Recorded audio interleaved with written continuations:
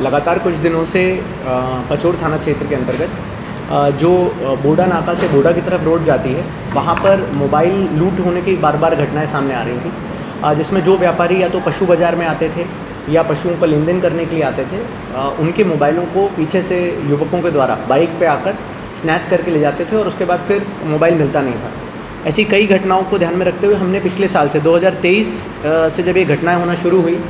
तो हमने प्रयास किया कि इन सारी घटनाओं के बीच में कोई कॉमन पैटर्न हो अगर तो उसको तलाशने का प्रयास करें। इसी के साथ साथ पहले भी प्रेस के माध्यम से और लोगों के माध्यम से ये सूचना मिली थी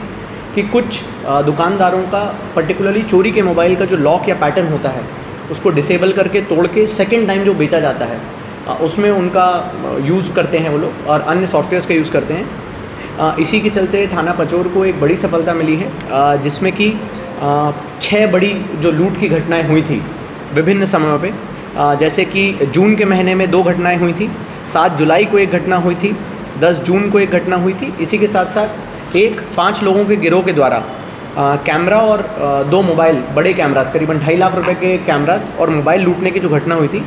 इसमें सभी आरोपियों को गिरफ्तार करने और उनके पास से जो भी मोबाइल फ़ोन्स थे जो लूटे गए थे उसके साथ साथ अन्य मोबाइल फ़ोन जिनकी अभी लूट हम लोग ट्रेस करने का प्रयास कर रहे हैं ओनरशिप को,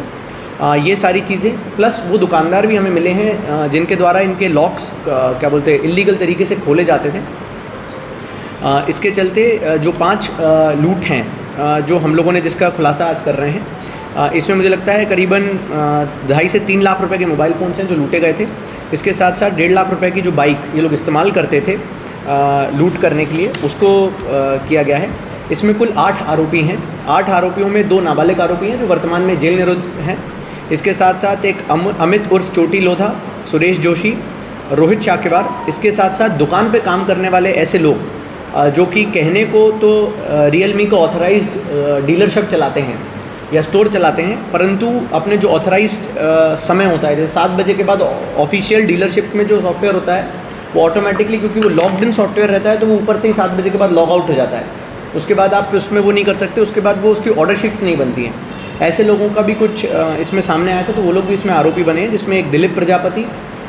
नईम पिंजारा, पवन राजपूत और रामदयाल। इनमें से 3 लोगों की दुकानें जो हैं पचोर के जो मार्केट है उन मेन मार्केट में ये लोग ऑपरेट करते थे और रामदयाल जो है ये इसकी दुकान मुझे लगता है पीपली रसोड़ा उन क्षेत्रों में भी ये करते थे। कई बार हमने देखा है कि जो कड़िया सांसी लोग हैं जो अमूमन पूरे देश में लूट की और चोरी की घटनाएं करते हैं, उनके मोबाइल फ़ोन्स या उनके द्वारा जो चोरी करे मोबाइल फ़ोन्स रहते हैं वो भी चोरी होने के बाद क्या बोलते हैं इन लोगों के माध्यम से खोले जाते थे। तो मुझे लगता है कि एक बड़ी सफलता मिली है। पहली बार ऐसे ऑपरेटर्स जो कि इल्लीगल तरीके से विदाउट प्रॉपर बिल वेरिफिकेशन के या IMEI चेकिंग के किसी का मोबाइल का लॉक अगर क्या बोलते तोड़ रहे हैं या खोल रहे हैं तो इन पे हमने अपराध भी दर्ज किया है और इसी के साथ साथ इनकी गिरफ्तारियां भी करी हैं। ये पचोर वाली है। तुम ही लोग तुम बोल रहे थे ना? हाँ, काली ले लेते। सुगना भाई ना? हाँ जी, सुगना भाई।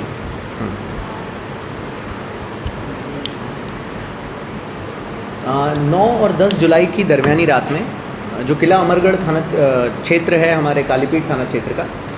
वहाँ पर एक गृह भेदन की घटना होती है और उस घटना में कुछ नकदी पैसा इत्यादि लोग लेके वहाँ से चले जाते हैं। उसका जो फरियादी हैं वो बालचंद पिता भंवरलाल साहू हैं,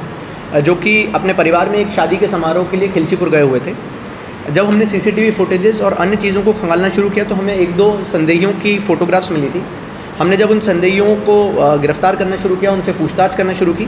तो उसमें कुल पता चला कि इस पूरे गिरोह में करीबन 4 लोग हैं जो कि ये गिरोह चलाते थे, जिसमें 4 लोगों की गिरफ्तारी हुई है और 5वां आरोपी जो है वो वर्तमान में फ़रार है, परंतु उसकी भी शिनाख्ती हो गई है और हमारी पुलिस टीम्स गई हुई हैं उसकी गिरफ्तारी करने के लिए। इसमें एक गुलाबचंद तंवर, अरुण शर्मा, नितेश तंवर, ये लोग तो शामिल थे। पर इसमें जब इन लोगों से गहनता से पूछताछ की गई तो एक जो विशेष चीज़ सामने आई कि जिस फरियादी के घर की जो महिला हैं उनका और उनके पड़ोसियों का पहले किसी चीज़ को लेकर विवाद रहा होगा। तो इसमें इस पूरे घटनाक्रम के बारे में जो मुखबरी की थी या जिन्होंने रैकी करी थी, हम कह सकते हैं अपराध की भाषा में, वो उनके सामने रहने वाली एक किराने की दुकान चलाती हैं सुगना बाई करके, जो कि जिनको भी इस प्रकरण में आरोपी बनाया गया है, जिनके द्वारा बताया गया था कि भाई सामने वाला जो फरियादी है वो शादी में गया हुआ है, आज नहीं लौटेगा, या उसका इतने समय तक लौटने की ज़रूरत नहीं है, तो आप लोग ऐसी घटना कर सकते हो। अभी तक की परिस्थितियों में ये समझ में आया है कि हो सकता है पुराना जो इनका लेन देन का विवाद रहा उसके चलते इन्होंने सोचा हो कि यदि इनके घर पे कोई ऐसी चोरी हो जाती है, क्षति पहुंचती है, तो शायद इनके लेन देन को लेकर कुछ विवाद रहा हो। पर मुझे लगता है कि ये एक निर्ला हम लोगों ने अपराध समझ में आया है, जिसमें चोरी करने वाले जो चोर थे उनके अलावा ऐसे लोग जो षड्यंत्र में, जो आपराधिक षड्यंत्र होता है उसमें शामिल रहे हैं और वो पड़ोसी ही निकले हैं। तो मुझे लगता है कि ये भी एक कालीपीठ थाना प्रभारी और उनके जो पुलिस टीम है उनके द्वारा अच्छे ही इसमें कार्रवाई की गई कि लगातार उनसे पूछताछ करते हुए, सभी साक्ष्यों को एकत्रित करते हुए, मोबाइल फ़ोन, किराना दुकान पे जब जाके उनसे बातचीत करी, जिन्होंने रेकी करवाई उन्होंने किराना दुकान पे ले जाके बाकायदा घर की एंट्रेंस, घर में छत कहाँ से है, घर में पीछे कहाँ से जाना है, पीछे का रास्ता क्या है, आगे का रास्ता क्या है, इन सारी चीज़ों के बारे में खुलासा किया था। तो मुझे लगता है कि ये भी, इसमें भी जो नकदी चोरी हुई थी वो बरामद करने के साथ साथ जो सभी आरोपी हैं, करीबन 4 मुख्य आरोपी इसमें गिरफ्तार हैं और 2 आरोपियों की मुझे लगता है गिरफ्तारी अभी अन्य कुछ दिनों में हम लोग सफलतापूर्वक इसमें करेंगे।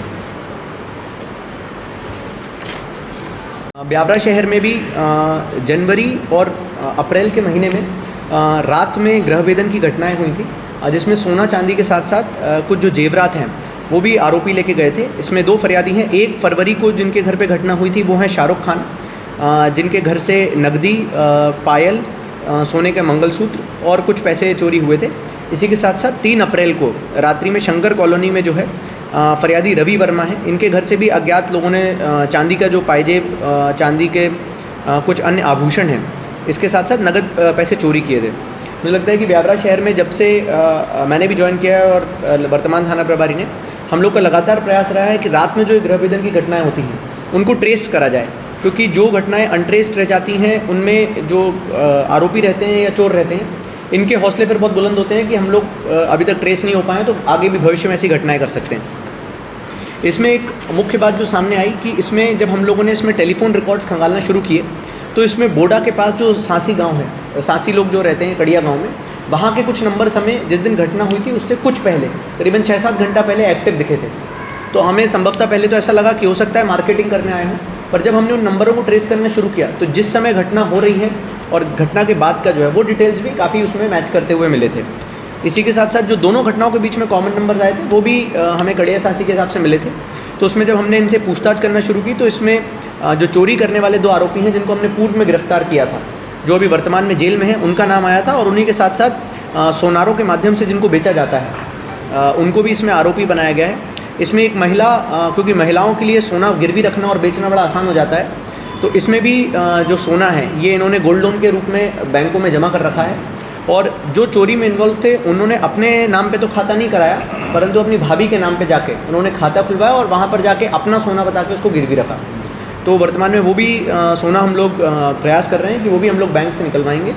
और जो फरियादियों के यहाँ चोरी हुई थी उसमें से हमें काफ़ी बड़ा मशरूका इसमें जब्त हुआ है। इसमें वर्तमान में जो 4 और 5 आरोपी हैं, 5 आरोपी में से 3 लोग जो हैं वो गिरफ्तार हो चुके हैं। 2 आरोपियों के नाम हम लोग को पता चल गए, तो मुझे लगता है निकट भविष्य में उनकी भी गिरफ्तारी करेंगे।